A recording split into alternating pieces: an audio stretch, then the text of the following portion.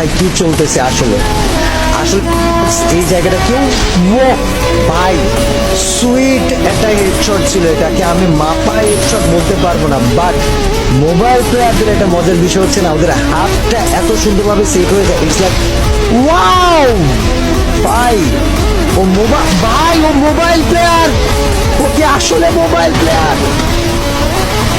Mobile player ভাই, বাংলাদেশে এরকম মোবাইল প্লেয়ার কে কে আছো? সামনে আইসো ভাই, সামনে আইসো ভাই, সামনে আইসো ভাই। তোমরা আল্লাহ আগুন ধরাই দিতেছে ব্রো, কে আসলে মোবাইল প্লেয়ার?